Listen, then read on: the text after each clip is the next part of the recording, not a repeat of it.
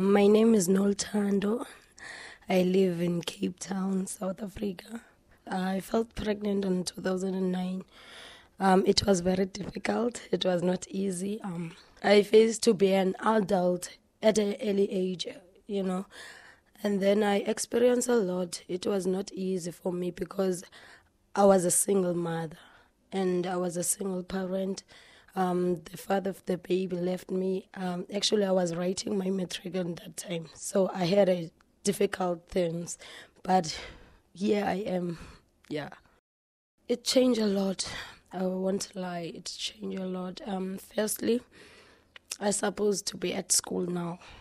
I supposed to be Nolthando as I dreamed about her, and my dreams turned not the way I dreamed. Like I dreamed to be as Nolthando, educated one, and the one who had their own things. And I planned my life to have a baby after marriage, but all those things just changed my life. Yeah, it's hard. I won't lie. It's hard. First of all, you challenge so many things, such as when the baby is sick, the father of the baby is not there. When you pick the phone and call him, he's not answering. You face so many things, such as I experienced a hard time. It was December last year.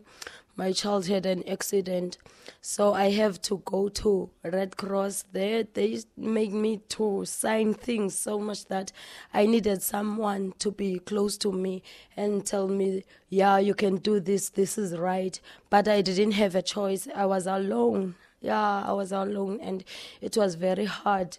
So much that I see my baby lying there to have a operation, everything. But I have to force myself and stand up for my baby. But it was not easy. Sometimes it just needs someone to be next to you and tell you and taught you this is how to do. As you are not alone when you felt pregnant. It combined two people to have a baby, but it seemed like I was alone. My name is Mkita. I'm staying in Cape Town, Western Cape. It was tough. It was really tough because I was not working at that time. I dropped out of school when I was in grade 12 because I had to look after the baby, and the boyfriend was not working at all. And some few months after the baby was born, the boyfriend ran away from me, so I had to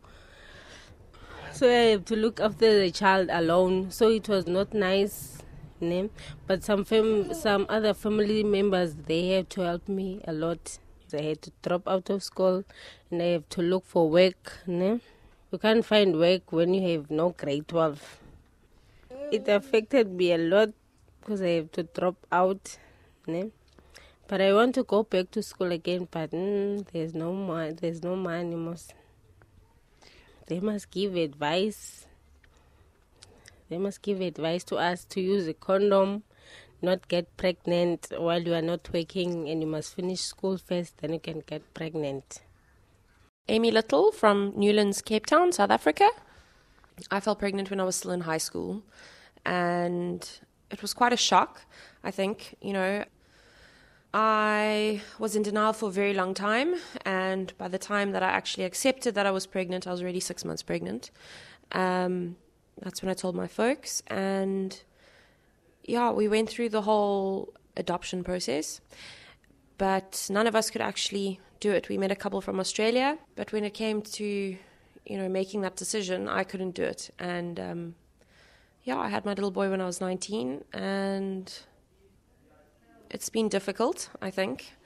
But at the same time, I think it's made me a better person, and I've also grown up quite a lot, having to deal with those responsibilities and things. I think it affects it in a big way, because when you're at school, you have these dreams and these plans, and you want to study and you want to go overseas and have a bit of freedom and, do that side of life. And for me, I had him, and I did study, and I am working, but I've never had the freedom of being able to kind of have my youth. So I think it does affect you in that way, but at the same time, you kind of adapt to it, and it makes you stronger in a way, if that makes sense. So I can't say that I've missed out on things because I've experienced things that other people haven't experienced. I mean, I'm getting to all the places that I wanted to be then, I'm doing now. It's years later, but it's taken a bit longer, and the financial implications are huge. But, you know, it all happens at the end of the day. You've got to kind of put in what you want out, and you can't let it stop you. You've got to be a good mom, but you've got to do everything that you can in your power to be a good parent and provide for your child as well. So you need to make sacrifices, and that's what it's about, I suppose. The family support was huge. In the beginning, all the financial bills and things like that, hospitals and their support, along with my mom's sister and her family's support.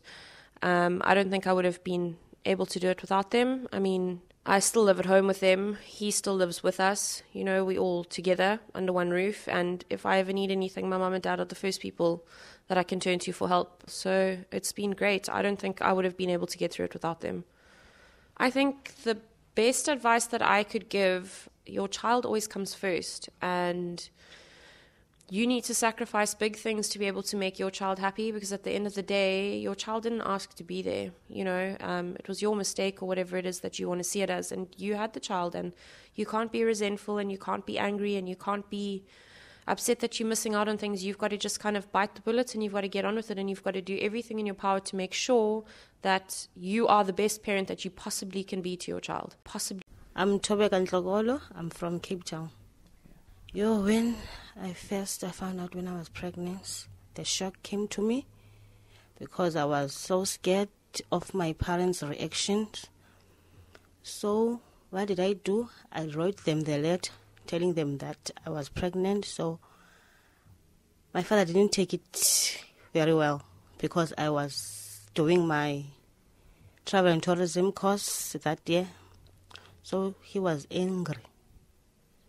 But eventually he came to it. So pregnancy is such a very, very, very scary experience because you are young, your parents support you, they do everything for you, and now you came home and you are pregnant.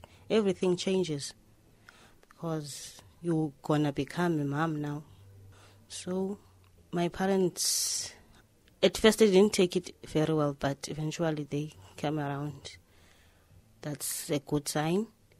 And when I have the baby, I was happy and sad at the same time, because I was happy because I gave birth to a precious baby boy. And everything changes because my parents have to support me and my baby now.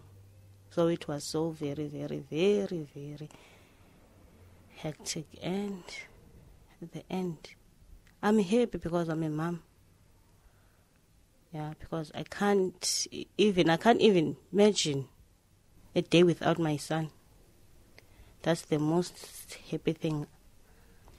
I dropped out of school, and since then, I have to find a job to support my child. I'm a single mom. I have to do everything for my baby. So it's hard, but I have to make sure everything I do it for my son. I think there must be a sort of support group. I don't know whether they will come as single parents and single fathers and talk about our issues and our parents too, because they are the one that they are affected about this. I would like to say to all the girls and boys, don't do stupid things. Think twice before you have sex, because it's a scary, scary experience at the early age you become a mom. My name is Nomfuneku. I'm from Gugulethu, Cape Town. It was hard, and I hid the pregnancy because I didn't want my parents to know about that, to find out about that. And then they found out when I was 7 months pregnant. When they found out, they shouted at me. They were very disappointed. And then they told me, I'm going to raise the baby and I'm going to breastfeed. I'm not going to bottle feed because it's my responsibility now. Because they told me about the contraceptives, but I didn't go there because I thought, no, it won't happen to me. No, I can't get pregnant. It won't happen to me. So, and then I had to quit school because I was doing, it was standard 7. So I had to quit that year to be with a child. It was very hard because lunchtime I have to come back. On lunchtime I have to come back at home to breastfeed. And then went back to school again. It was like that. And they couldn't give me money. I couldn't have money to buy clothes because they have to buy the baby, must buy for the baby now. Things that were changed is like you don't focus in your studies because the following year I have to go back to school. But now, even if you have to do your homework, there's a baby crying. And then if I need something, like I need money, like I have to go like with friends, I can't go anymore because there's a baby now. If I want something, maybe I want something like there's a fashion. I need some shoes. No, we can't buy you shoes. You must buy for the baby now. You're not a baby anymore. You must work for yourself, you see. It was hard. I think parents must sit with their children. They must tell them about sex, everything, what is going to happen if you sleep with a boy, what is going to happen. They must educate them. And then teachers must also educate the children about the pregnancy and so on. Even the community can do like awareness, whatever, about the pregnancy because it affects the young children of today. It affects them. I am a good mother. I made a mistake then, but I realized what happened, what I did, but it's fine. I am a good mother. My name is Nolthando. I live in Cape Town, South Africa. In our culture, we know that if a guy makes a young girl to be pregnant, you face a lot of things first. You have to pay for the damages, and you have to go and find a work to support your child. But most of them, they are running. And then when the child is 13 years and he thinks to come back and I'm a father of this baby, yeah.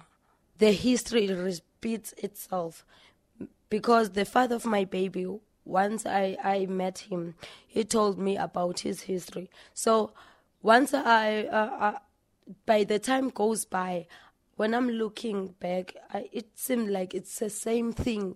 It repeats itself, because there's nothing you can do.